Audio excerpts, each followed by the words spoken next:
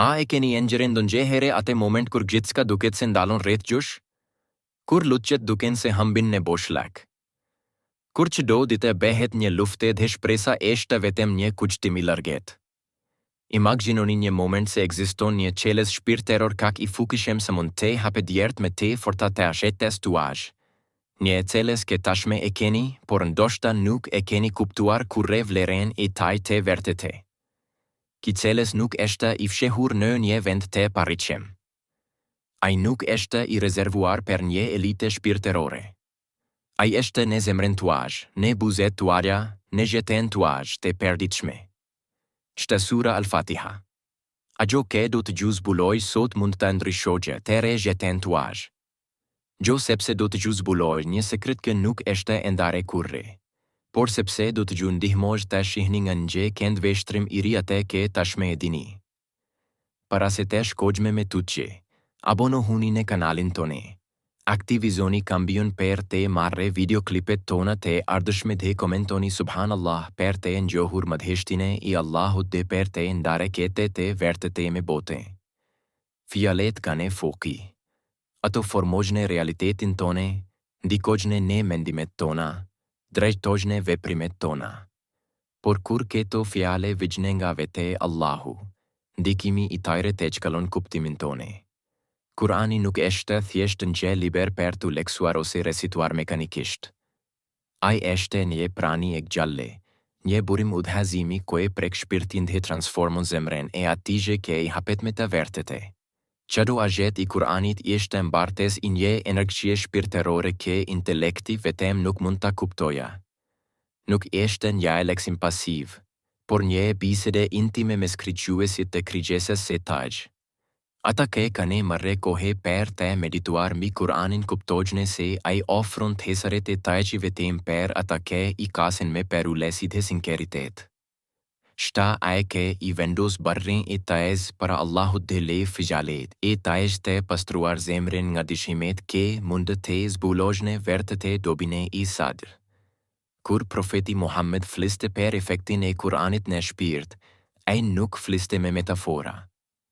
Ai përshkruante një realitet të prekshëm që vetëm ata që i dorëzohen mund të përjetojnë plotësisht. Çdo sura është një zgjidhje, çdo ajet një ilat, çdo recitim një ure këson në bekime të paimagjinueshme. Zemrat e trazuara ati gjejnë paken, shpirtrat që janë humbur ati zbulojnë rrugën e tyre. Dhe ata që kanë vështirësi si për ta ekur përpara ati gjejnë një forsetere. Ndër të gjitha surave të Kuranit, disa kanë një fuqi të veçantë. Ata janë rrugë të drejt për drejta që Allahu ka vendosur për ata që trokasin në derën e tij me sinceritet dhe këmbën kulje.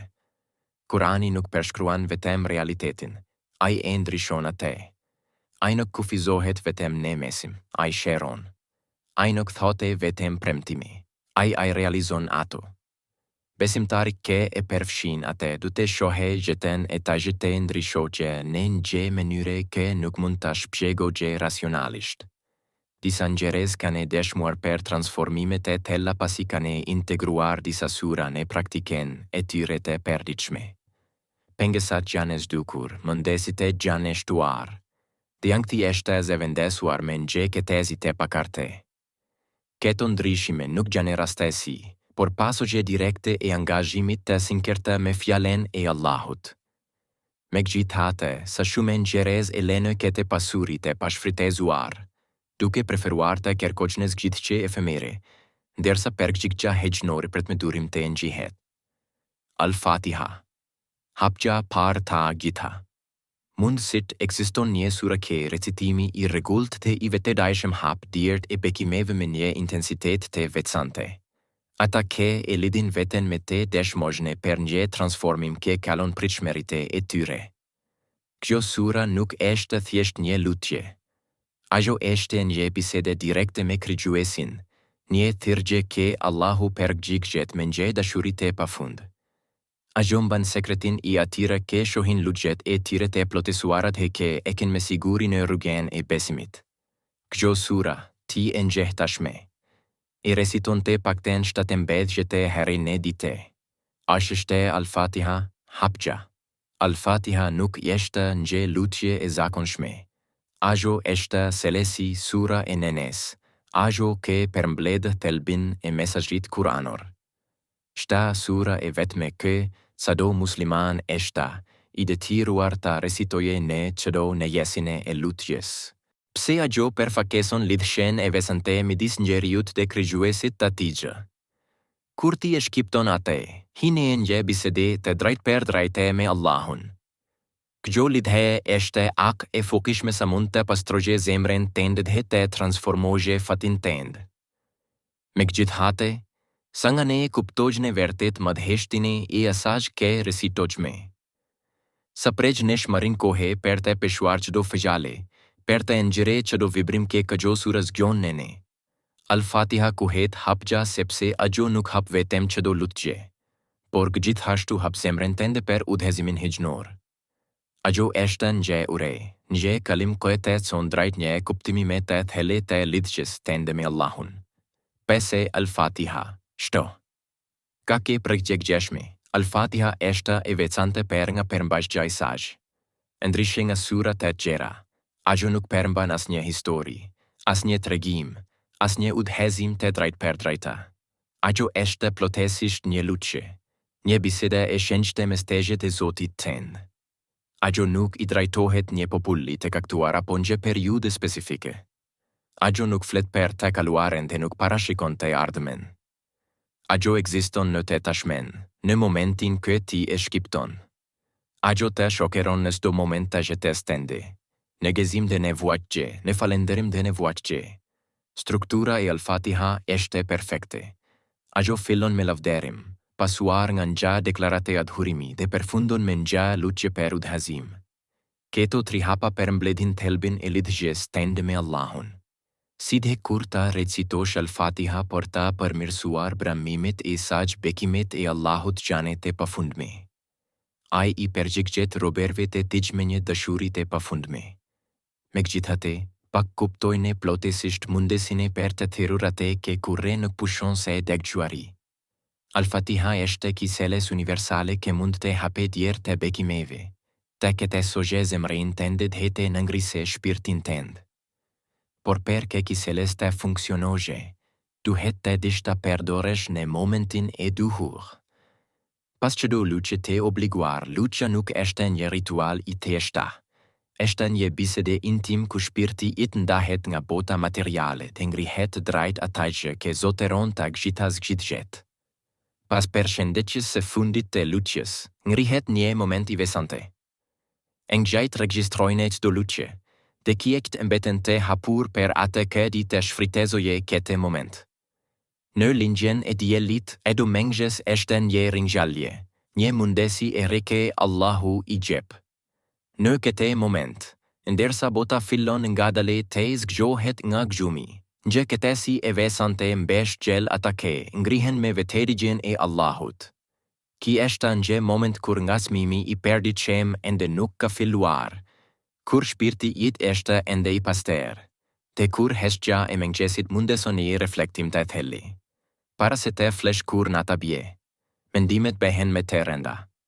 Heshtja e errësirës le vend për shkëtesimet e shtipura, për ke kardgjet e ditës, për frikerat për nesër. Gjumi është një periudhë ndërmjet dy boteve, një moment kur shpirti ndahet nga trupi dhe Allahu vendos nëse do të kthehet kur të zgjohet. Ki është një moment kur nuk ke me kontroll, kur je plotësisht i dorëzuar ndaj vullnetit hijnor. Në periudhën e sprovës ekzistojnë momente kur gjithçka duket se shembet, kur kërkon përgjigje të gjën vetëm heshtje, kur sprovat janë grumbulluar pa shpjegim. Në këto momente të pasigurisë, besimi mund të dobesohet, shpresa mund të zhduket, durimi mund të ngushtohet. Por pikërisht në këto momente, Al-Fatiha bëhet një strehe. Kjo sura nuk është thjesht një lutje, është një shërim.